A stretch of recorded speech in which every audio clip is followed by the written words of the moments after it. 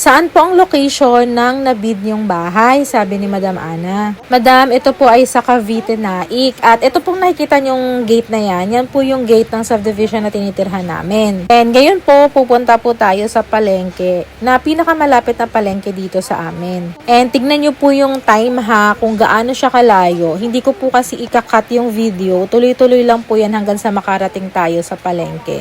Kasi madami pong nag-aalala sa akin na baka daw po ay nakatira ako sa gitna ng bundok at mahihirapan ba ako. Actually, sa mga needs po, hindi naman po mahirap kasi kompleto naman po talaga dito. May walking distance na schools, maraming palengke at maraming malls na malalapit. Pero kung ang pag-uusapan natin, yung work area, aba malayo po talaga, lalo kung sa Manila ka nag-work. Kasi lalabas ka pa dito papunta sa sakayan ng bus, magta-tricycle ka. And then, pagbaba mo ng tricycle doon, marami namang bus doon papunta sa Manila. May mga PTEX na bus na dumadaan doon at kung anik-anik pa. So, malayo talaga yung biyahe. Siguro mga 1.5 or 2 hours para makarating ka sa PTEX if I'm not mistaken ha. Kaya depende po yan talaga sa location na gusto nyo, kung saan nyo gustong mag-bid, search na lang po sa website nila. Kompleto naman po doon, pwede ka makapamili ng lugar na gusto mo. But in my case, pinili ko po talaga itong lugar na to kasi gusto ko po yung less na pollution dahil nature lover talaga ako ever since. Kaya nai-stress ako sa lugar na ang daming sasakyan, masyadong congested, ganun. So, saktong-sakto po talaga sa akin tong area na to. And, ayan, nakita nyo, nandito na po tayo sa Fortune Mall King na pinakamalapit po sa amin. Yung iba nilalakad lang to, pero kapag minutor nyo, 2 minutes lang nandito ka na. Nakita nyo naman po, diba? Hindi tayo nag-cut ng video. Nagpupunas lang tayo ng camera dahil nababasa. And then, ito na po sa Fortune Mall King, meron po yung SM Hypermarket and marami pang kung anik-anik sa loob ng mall.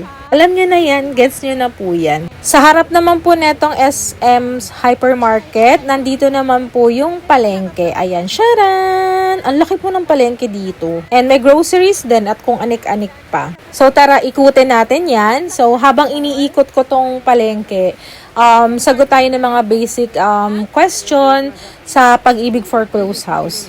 So, paano ba makapag-bid ng bahay sa Pag-ibig? Kailangan po member kayo ng Pag-ibig. Meron po kayong 24 months contribution total. It's either yung laktaw-laktaw, basta 24 months. And dapat active member po kayo. Anong meaning ng active member? Ibig sabihin po nakapaghulog na po kayo ulit, active na. Nakapaghulog na kayo either 1 to 2 months. Ayan, active na po kayo nun. Pag hindi naman po kompleto yung 24 months contribution, no problem kasi ila-lump sum nyo po. Ano ang meaning ng lump sum? Isang bagsakan, isang bayaran kumbaga. Halimbawa, kulang ka ng 20 months, edi bayaran mo yun ng isang bayaran para kompleto mo. And then, paano ka makakapag-bid? Pumunta ka sa website ng Pag-ibig. Make sure na meron kang buyer's ID. So, wala, edi mag-create ka po. Laging individual ang pipiliin. Yung iba kasi pagka sinabi kong individual, akala nila, pag employed sila, ang pipiliin na nila doon is yung, employed, blah, blah, blah. No, individual po yung pipiliin nyo. Tapos yung nakikita nyo naman na pangalawa, para po yun sa mga magbibiding representative po sila ng isang kumpanya or organization. Kaya pag may nagtatanong, saan po nakukuha yung CRN, yung secretary, blah, blah, blah. Hindi nga po kasi kayo dyan. Individual po kayo. Dahil tayo po ay nagbibid para po sa ating sarili, para magkaroon po tayo ng bahay. Hindi po tayo nagbibid para sa isang kumpanya or organization. Sana po nagigets nyo po yun, no? Basta po, individual lang laging pipiliin, employed ka man or self-employed. And then, kapag gusto mo naman mag-window shopping pa, ayaw mong gumawa ng buyer's ID, okay lang naman. Pwede naman mag-window shopping, katingin-tingin ka ng mga bahay. And then, mangarap. Masarap yun. Ganon ginagawa ko, hindi pa ako nananalo eh. Saka lang naman po kasi hahanapin yung buyer's ID pagka gusto mo nang mag-bid. Yung magsasubmit ka na ng price, ipapalagay na yung buyer's ID. Ito nga pala yung bagong subdivision na tinatayo sa likod ng mall or tabi. Ayan, dyan ko sana bala kumuha. Kaso lang, mas bet ko talaga sa pagsibol. Mas malalaki kasi yung cut. And ang mahal na kasi ng bago ng pagsibol ngayon. Nasa parang 12 to 18K ang monthly. Kaya nag-ano na lang ako sa foreclose na lang. Kasi mas mura, 7.5 lang monthly ko. Ayan, hindi po tayo mabilis magpatakbo ng motor. Pauwi na po tayo ha. Ayan, from mall and then pauwi na tayo sa bahay. Sa mga nag-aalala kasi wala pa silang kapera-pera kaya hindi sila makakapag-bid.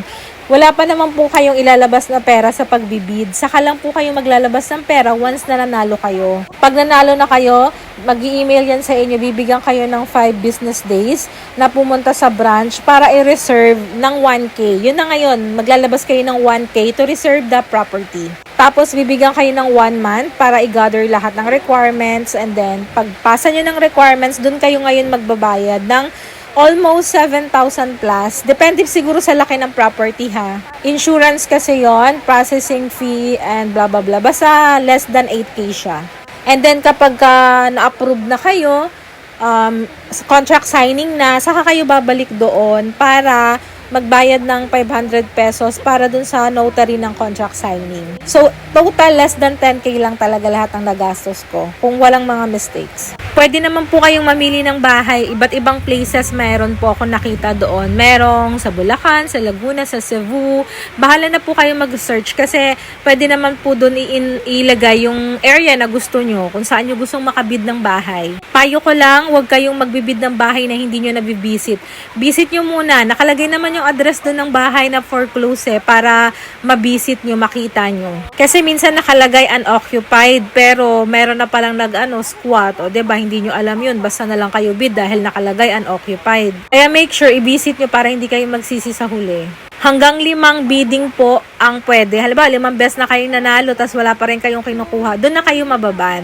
Ako kasi hindi ako naban kahit sabay-sabay na nanalo ako na 7 houses. Kasi nga naman, may kinuha naman ako, may pinili ako. Kaya kahit lumampas ako sa 5, okay lang kasi isang year or day lang naman yung napanalunan ko eh. Pero hanggang 5 lang po talaga dapat. Magkasabay man yan or magkakahiwalay.